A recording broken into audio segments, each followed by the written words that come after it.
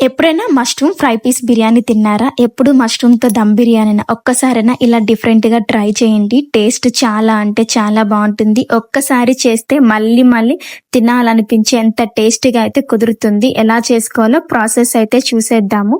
నేను ఇక్కడ 2 packets mushrooms అయితే తీసుకొని క్లీన్ చేసుకొని పక్కనుంచుకున్నాను.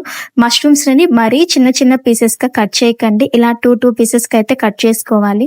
చిన్న చిన్న పీసెస్‌గా కట్ చేసుకుంటే బిర్యానీలో పీస్ కనిపించదు. అందుకని ఓన్లీ 2 పీసెస్‌కి అయితే కట్ చేసుకోండి. ఇప్పుడైతే మనము పకోడాకైతే ప్రిపేర్ చేసుకుందాము. తగినంత కార్న్ పౌడరు, అలాగే మైదా, శనగపిండి, సాల్టు, మిరప్పొడి, కొద్దిగా గరం మసాలా, వాటర్ యాడ్ చేసుకుంటూ స్లోగా కలుపుకోవాలి. మరీ ఫాస్ట్‌గా కలుపుకుంటే మష్రూమ్స్ విరిగిపోతాయి.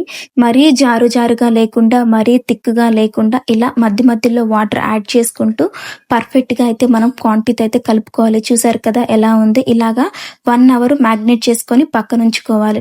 నెక్స్ట్ ఆయిల్ బాగా హీట్ ఎక్కిన తర్వాత మ్యారినేట్ చేసి పక్కనుంచుకున్న ఈ మష్రూమ్స్‌ని అయితే మనమైతే పకోడాలాగా ఫ్రై చేసుకోవాలి. లో ఫ్లేమ్‌లోనే మనమైతే పకోడానైతే ఫ్రై చేసుకోవాలి. చూసారు కదా ఎంత బాగా క్రిస్పీగా పకోడా అయితే ఉందో. నెక్స్ట్ నేనైతే ఇక్కడ ఫ్రైడ్ ఆనియన్స్ అయితే ప్రిపేర్ చేసుకుంటున్నాను. ఫ్రైడ్ ఆనియన్స్ గోల్డెన్ కలర్ వచ్చేంత వరకు ఫ్రై చేసుకోవాలి. నెక్స్ట్ ఒక కడాయిలో ఆయిల్ వేసి ఆయిల్ బాగా హీట్ ఎక్కిన తర్వాత మసాలా దినుసులు, అలాగే పచ్చిమిర్చి, నేనైతే ఇక్కడ 1/2 కేజీ రైస్కి అయితే 4 టమోటాస్ అయితే యూజ్ చేస్తున్నాను. పండు టమోటాలు యూజ్ చేస్తే మనకు గ్రేవీ అనేది ఎక్కువగా వస్తుంది. సో అలాగా టమోటాలు ఫ్రై అయిన తర్వాత కొద్దిగా సాల్టు, అల్లం వెల్లుల్లి పేస్ట్ వేసుకొని మనం ఫ్రై చేసుకోవాలి. టమోటాలు మెత్తగా పేస్ట్లా అయ్యేంత వరకైతే మనమైతే ఫ్రై చేసుకోవాలి.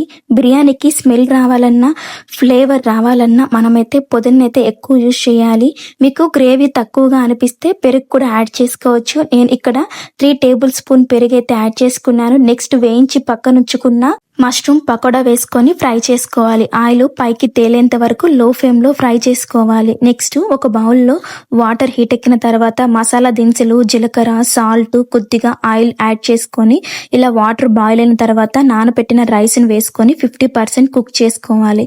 ప్రిపేర్ చేసుకొని పక్కనుంచుకున్న మష్రూమ్ గ్రేవీలో రైస్ని వేసుకుని లేయర్గా వేసుకోవాలి.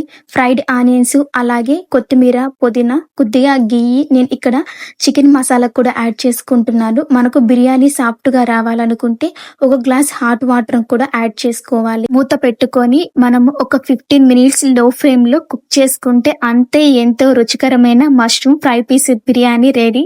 ఒకసారి మీరు కూడా ఇంట్లో ట్రై చేసి టేస్ట్ ఎలా వచ్చిందో నాకైతే కామెంట్లో చెప్పండి.